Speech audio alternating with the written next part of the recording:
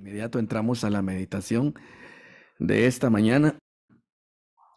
Y bueno, yo le voy a invitar a que usted si tiene su Biblia y si no, pues la escucha, busque en Segunda de Samuel capítulo 7, del verso 18 al 19. Ahí vamos a tener una lectura. Segunda de Samuel capítulo 7, del verso 18 al 19. Oiga cómo dice. Y entró el rey David y se puso delante de Jehová y dijo: Señor Jehová, ¿quién soy yo? ¿Y qué es mi casa para que tú me hayas traído hasta aquí? ¿Y aún te ha parecido poco esto, Señor Jehová? Pues también has hablado de la casa de tu siervo en lo porvenir. El día de hoy, con la ayuda del Señor, vamos a hablar acerca de la obra del Espíritu Santo. Aquí lo que tenemos, hermanos, es lo siguiente: un cuadro, una imagen en la que el rey David pronuncia palabras profundas, verdaderas. El hombre está en el Espíritu. Y estando en el Espíritu, reflexiona. Cuando digo estando en el Espíritu, me refiero que está en el estado óptimo de entendimiento y de comprensión. En aquel tenemos sobriedad, lucidez para comprender la obra de Dios en nuestra vida. Y este estado de lucidez, este estado de sobriedad, se alcanza solamente cuando estamos bajo el influjo, la influencia, el toque del Espíritu Santo de Dios, el cual ha venido a hacer en nosotros esto precisamente, a traernos luz y entendimiento. David atravesó diversas experiencias en su vida, hermanos, muchas persecuciones, muchas pruebas, muchas tormentas. Usted debe recordar que pasó momentos aflictivos de forma innumerable, por medio de Saúl cuando le perseguía, por medio de Absalón, su propio hijo, que también le persiguió durante algún tiempo, y otros enemigos, hermanos. David estuvo sometido a todo ese fuego de prueba. Por eso no se extrañe usted cuando la prueba viene a su vida. Es equívoco, es falso, es erróneo. Si alguien le dice que la vida cristiana, pues, es un sendero tapizado de rosas, no habrá jamás ningún contratiempo, ninguna tristeza, ningún dolor. Esto es falso, absoluto. No sé con qué propósito alguien dirá eso, ¿no? Porque la palabra de Dios lo que habla precisamente es que a la vida del justo, en el camino del justo, vendrán estas situaciones, vendrán contratiempos, pero el auxilio del Señor siempre estará presente. De hecho, el apóstol Pablo a Timoteo le escribía: todo aquel que quiera vivir piadosamente, dice, padecerá persecución por causa de la justicia. Es un hecho, hermano, las pruebas estarán a la orden del día. Sin embargo, el auxilio del Señor y la enseñanza y la actividad formativa del Espíritu Santo a través de todas estas pruebas, hermanos, se hará también patente. Porque como lo dice Proverbio, lo recuerda usted, dice ahí, la vida del justo, dice, es como la luz de la aurora, que va de aumento en aumento hasta que el día es perfecto. Indica esto, que así es la trayectoria de la existencia en Cristo. El derrotero que nos espera es un derrotero en el cual hay avance siempre. Siempre nos proyectamos hacia el frente, no hay forma de retroceder y no importa cuál sea la situación que de momento se viva. En todo momento, dice, será como la luz de la aurora, hasta que el día es perfecto. Tiene un inicio y tiene un momento de esplendor, de clímax. Tiene un momento en el cual la claridad del sol hará patente todo aquello que el día de hoy tal vez nosotros vislumbramos de forma difusa. Aquí en el pasaje está David. Pero digo, un David en el espíritu, un David lleno de claridad, un David que observa el panorama y no tiene duda acerca de ello y pronuncia estas palabras memorables que para nosotros, hermanos, merecen un análisis que el día de hoy trataremos de hacer. Dice, entró David y se puso delante de Jehová y dijo estas palabras: Señor Jehová, ¿quién soy yo y qué es mi casa para que tú me hayas traído hasta aquí? El Señor había hecho de David, hermano, un rey, a pesar de que David era el más pequeño de su familia. Recuerda usted, él no tenía el derecho de la primogenitura y estaba muy lejos en el turno de poderla obtener porque le antecedían 7 varones, 7 hermanos antes que él. Él estaba muy lejos, hermano. Ese es un detalle interesante. Otro detalle interesante es que la casa de Isaí en Israel no era importante y David pertenecía a una de las tribus de Israel en la cual la familia de su padre, hermano, no era preponderante.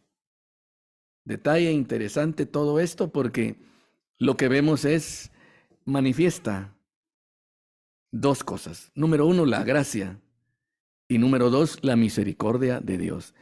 Gracia y misericordia no son lo mismo. Misericordia implica amor a la miseria. Eso es misericordia. Compadecerse de algo o de alguien que está echado a perder. Eso es la misericordia. La gracia es cuando se da un regalo a alguien que no lo merece. Pero no estoy diciendo a alguien que no lo necesita. Gracia es un don inmerecido. Eso es la gracia. Y la gracia y la misericordia se fusionan, se combinan, se mezclan, se entrelazan en la experiencia en Cristo, en nuestro caminar, porque precisamente eso es lo que nosotros hemos experimentado. Jamás, nunca obtener de parte del Señor algo por lo cual usted haya pagado o algo que usted merezca, contrario a eso. Efesios 2:8 dice, por gracia soy salvo, dice, y no por obras. Por medio de la fe, dice, no por obras que nosotros hubiésemos hecho. Nosotros somos salvos por gracia. Y a lo largo de ahí, hermano, la gracia nos acompaña hasta el momento en el que nos presentemos finalmente delante de Dios, ya sea en el momento de la exaltación y la glorificación del cuerpo por causa del arrebatamiento o por causa de la resurrección cuando el Señor nos llame y aquel día llegue.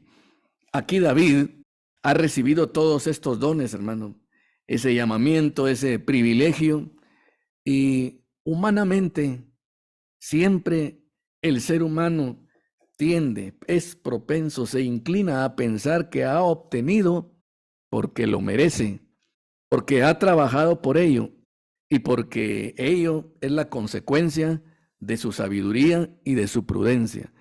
Ese es el caso del hombre natural. Pablo, en la versión antigua, cuando se le traduce este pasaje, habla del hombre animal. Así es, el hombre natural tiene este tipo de percepción.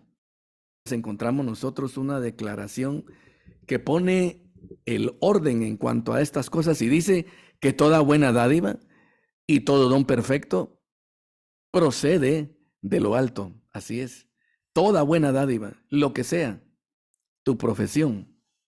Bueno, usted dirá, lo que pasa es que yo me esforcé, lo que pasa es que si yo no esto, no, hermano. Dios permitió que tú te esforzaras y que te esforzaras en eso que el día de hoy te enriquece, te da prosperidad, te da posición. Tu carro, tu casa, las cosas que posees, las cosas que tienes, hermano, nunca lo olvides. La Biblia dice que pues tienes que hayas recibido que no proceda de Él. Todo viene de parte de Él. Y si Él te ha prosperado, a diferencia de otros, es porque la gracia de Dios ha sido abundante en tu vida. Y eso hay que reconocerlo, pero eso no se puede sin la actividad, sin la obra del Espíritu Santo. El detalle interesante en este pasaje que estamos leyendo es que David tuvo en aquel momento de grandeza, de riqueza, en aquel momento en el que había sido él levantado a la máxima posición en Israel y en la historia, tuvo la ocasión, la oportunidad, la lucidez, la sobriedad de reaccionar, de reflexionar y de dar en el clavo y de ser certero en esta declaración y de estar en el punto exacto del llamamiento y decir: Señor Jehová, ¿quién soy yo y qué es mi casa para que tú me hayas traído hasta aquí? Estas palabras profundas solamente pueden ser expresadas cuando nosotros estamos llenos del Espíritu, cuando el Espíritu Santo ha tocado nuestra vida, hermano. Porque no son palabras de humana sabiduría. Las palabras humanas son como estas que le voy a decir. Había otro rey. De este rey hemos hablado en otros momentos y no está mal traerlo a colación el día de hoy. Aquí estoy buscando el pasaje porque quiero leer literal la manera como este rey hizo estas declaraciones tocantes a él cuando se encontraba precisamente en los momentos del clímax, así como David. Aquí hay otro rey y dice: y habló el rey y dijo: ¿no es esta la gran Babilonia que yo edifiqué para casa real con la fuerza de mi poder y para gloria de mi majestad? Qué necedad, ¿no, hermano? Qué necedad. Nabucodonosor en ese momento estaba pronunciando palabras necias, palabras nefandas, palabras de altivez, palabras de soberbia. Verso siguiente, estoy leyendo Daniel capítulo 4, verso 30, ahora leo el 31. Aún estaba la palabra en la boca del rey cuando vino una voz del cielo: a ti se te dice, rey Nabucodonosor, el rey ha sido quitado de ti, y de entre los hombres te arrojarán, y con las bestias del campo será tu habitación, y como a los bueyes te apacentarán. Y 7 tiempos pasarán sobre ti hasta que reconozcas que el Altísimo tiene el dominio en el reino de los hombres y lo da a quien él quiere. En la misma hora se cumplió la palabra sobre Nabucodonosor y fue echado de entre los hombres y comía hierba como los bueyes, y su cuerpo se mojaba con el rocío del cielo hasta que su pelo creció como plumas de águila y sus uñas como las de las aves. ¿En qué se convirtió Nabucodonosor? Simplemente Dios correspondió con lo que él expresaba, con lo que había en su corazón. Él se convirtió en un animal, hermano. Por eso es que Pablo habla acerca del hombre animal, irracional completamente, absolutamente sin ningún gramo de inteligencia de lo alto, al considerar que lo que tiene lo obtiene por su propia sabiduría y por su propia fuerza. Muy diferente de esto, tenemos a David entrando, poniéndose delante del Señor y diciendo: Señor, ¿quién soy yo y qué es mi casa para que tú me hayas traído hasta aquí? Debe usted notar el contraste, porque evidentemente aquí hay un hombre en el espíritu y hay un hombre en la carne. Ahora, ¿qué fue lo que pasó con David? ¿Qué ocurrió para que él tuviese este derroche de sabiduría y pronunciara con tanta virtud estas palabras de poder tan ciertas? Aquí dice: entró David y se puso delante de Jehová. David entró en el tabernáculo que él mismo le había construido al Señor, y ahí estaba el arca del pacto. Aquello era el mismísimo lugar santísimo, que en hebreo tiene un nombre, se llama la Shekinah, que significa la presencia de Dios. Ahí estaba el arca del pacto. Sobre el arca del pacto habían 2 querubines que representan la totalidad del poder angélico. Teólogos y pensadores cristianos consideran que estos 2 querubines representan a Miguel y a Gabriel, el arcángel batallador y el arcángel anunciador, y las miradas de estos querubines se fijan con sus alas extendidas sobre lo que está en el propiciatorio, que es la sangre del Cordero que ha sido inmolado en el atrio del templo. Y en medio de eso, como una luz, como una lumbrera, la presencia de Dios, que tiene un nombre, como le dije, la Chequina. Ahí entró David y se puso delante de eso. Y ante ese efecto, ante ese poder, ante esa maravilla gloriosa, David, hermano, ¿sabe una cosa? Fue arropado, fue llenado de sabiduría de lo alto, de inteligencia que no es de este mundo. Y fue llevado al momento en que tuvo esa claridad para darse cuenta de su verdadera condición y de cuán bueno y misericordioso había sido el Señor con él y lo sería en el futuro. Y pronunció esas palabras. Él entró al mismísimo lugar santísimo. Y estando ahí, el efecto de ello produjo en él esto. Ese nivel, esa estatura, esa madurez, para decir con toda propiedad la verdad que de sus labios sale y que en su corazón, hermano, simplemente estaba él embargado, conmovido, constreñido. Y dice, Señor Jehová, ¿quién soy yo? ¿Y qué es mi casa para que tú me hayas traído hasta aquí? El Espíritu Santo, según usted va a encontrar en el Evangelio según San Juan las palabras de Cristo, son estas, capítulo 16, verso 7. Pero yo os digo la verdad, dice el Señor. Os conviene que yo me vaya, porque si no me fuera, el Consolador no vendría a vosotros, mas si me fuere, os lo enviaré. Y cuando Él venga, convencerá al mundo de pecado, de justicia y de juicio. Verso 14 dice, ¿qué es lo que hará el Espíritu? Él me glorificará, porque tomará de lo mío y os lo hará saber. Eso es lo que hace el Espíritu, y eso es lo que usted y yo necesitamos que el Señor haga. ¿Qué es eso de que Él convence al mundo de justicia, de pecado y de juicio?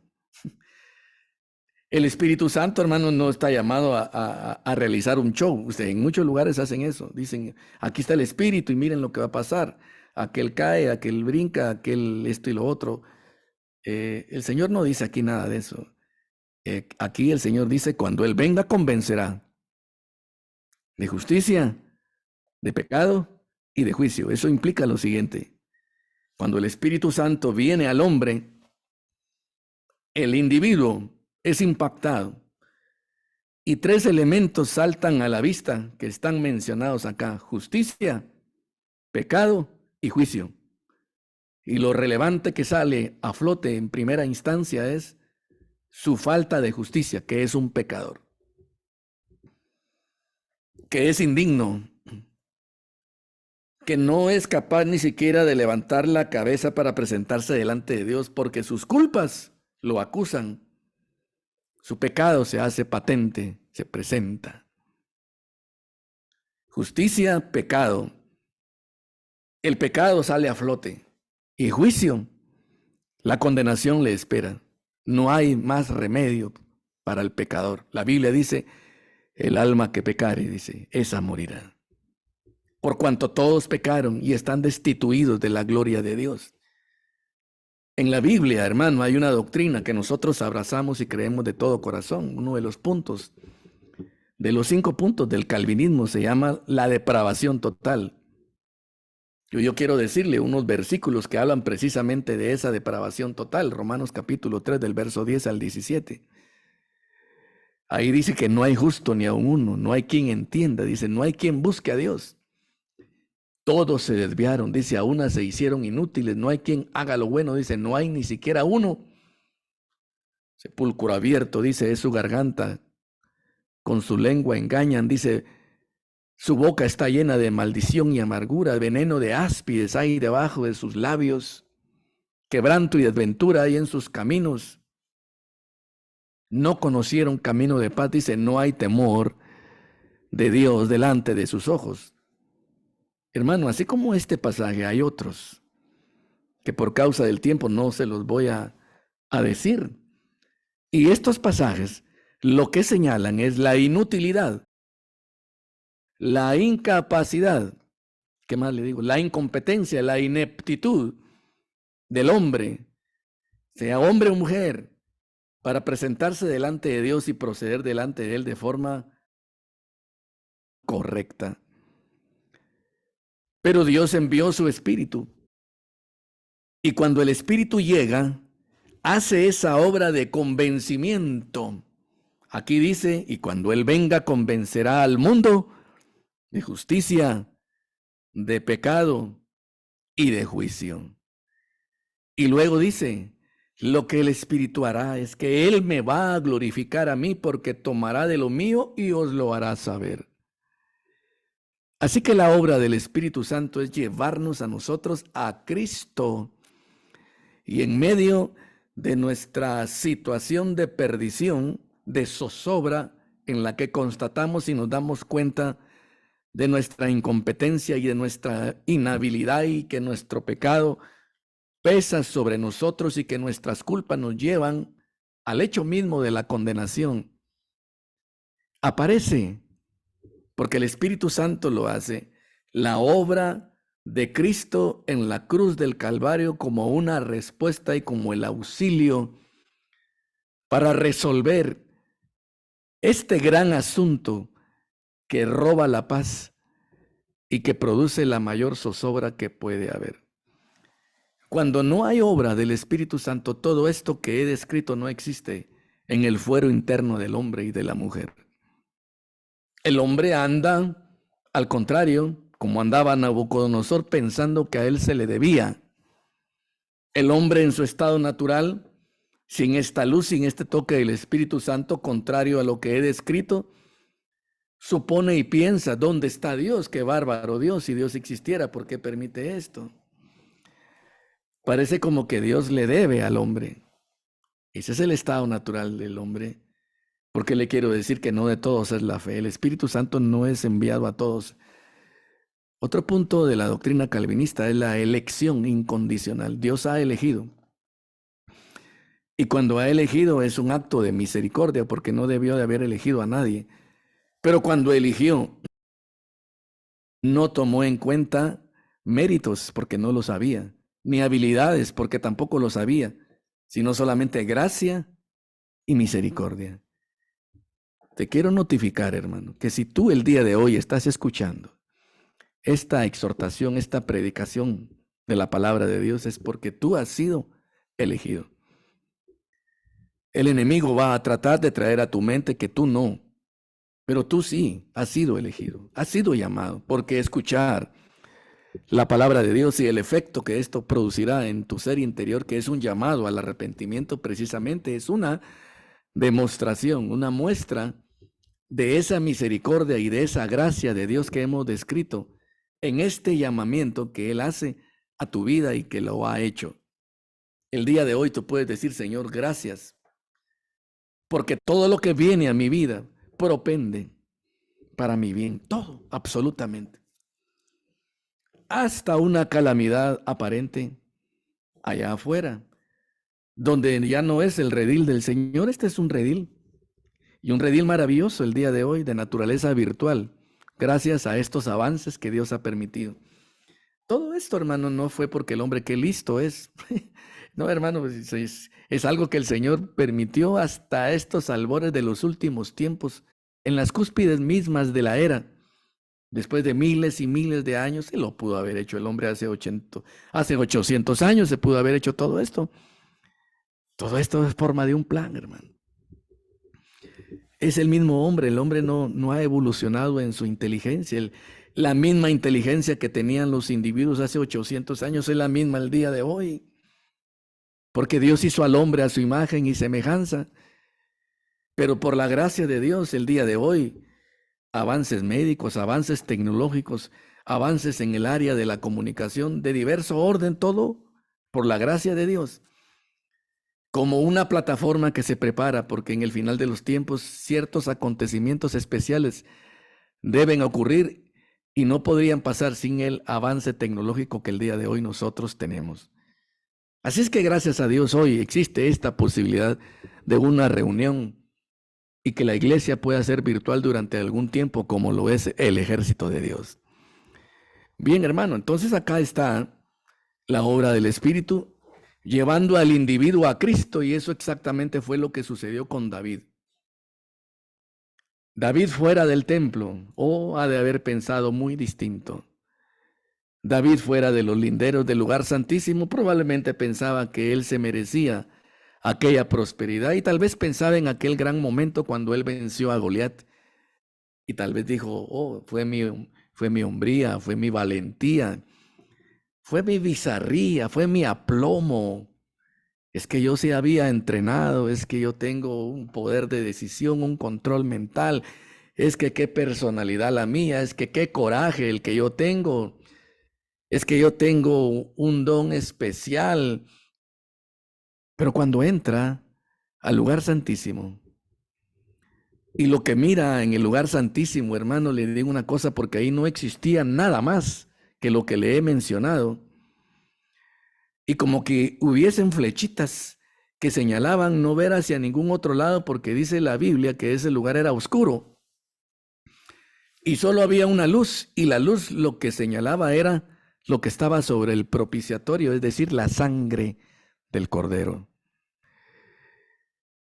Y 2 efigies esculpidas en oro, que usted sabe, habían hecho aquellos habilidosos artistas, las miradas de ellos sobre lo que estaba en el propiciatorio y sus alas extendidas hacia ahí, como diciendo nuestra actividad angélica, nuestra actividad gira en torno a esto que está aquí. Como le digo, es como que si hubiesen flechitas señalando, ¿no? ¿Para qué ver para otro lado? Aquí solo esto hay, concéntrate en esto, y esto habla la sangre del sacrificio de Cristo en la cruz del Calvario. Lo digo de forma grave y solemne, hermano, con lo que me queda de voz. Y mientras tenga voz, esto voy a decir por la gracia de Dios. El Espíritu Santo, como dice su palabra, el Señor dice, Él me glorificará porque tomará de lo mío y os lo hará saber. El Espíritu Santo te va a llevar al momento glorioso, grandioso, para que tú tengas la sobriedad de reflexionar sobre el grandioso tema de Cristo en la cruz y su sangre derramada. Porque la sangre derramada de Cristo abre el camino al mismísimo trono de la gracia. Y ese espectáculo grandioso y esa obra gloriosa lo que hace es abrirte los ojos y que comprendas cuán grande es Él y cuán grande es el favor de Él sobre tu vida, el que sea. Cuántas cosas te ha permitido Él tener, cuántas cosas te ha Él dado, todo lo que sea, si es mucho, si es poco, si es mediano, lo que sea, grande ha sido la obra de Dios en tu vida. Grandes cosas ha hecho el Altísimo contigo, pero todo esto se puede solamente observar, considerar a la luz de la experiencia en el lugar santísimo. Cuando hablo del lugar santísimo, hermanos, estoy hablando del glorioso espectáculo de Cristo colgado en la cruz y su sangre siendo derramada y el Padre aceptando ese sacrificio perfecto, y eso es glorioso. Y esto es el centro de nuestra predicación.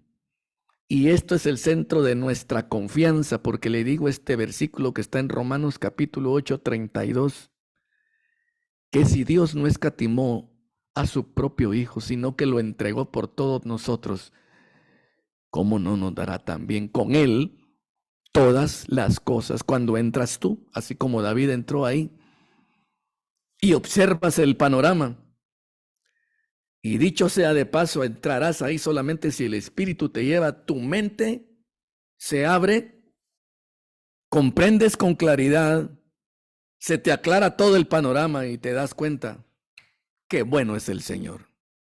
Te das cuenta qué gracia sobre mí para darme lo que yo tengo, para darme lo que hasta el día de hoy poseo. Y entró el rey David y se puso delante de Jehová y dijo: Señor Jehová, ¿quién soy yo? ¿Y qué es mi casa para que me hayas traído hasta aquí? Oh, hermano, te voy a decir algo y con esto ya estamos finalizando porque el tiempo avanza. Cuando nosotros escuchamos la palabra de Dios, ello da pie. La experiencia con la predicación de la palabra de Dios, como lo estás teniendo tú el día de hoy, da pie para la actividad del Espíritu Santo.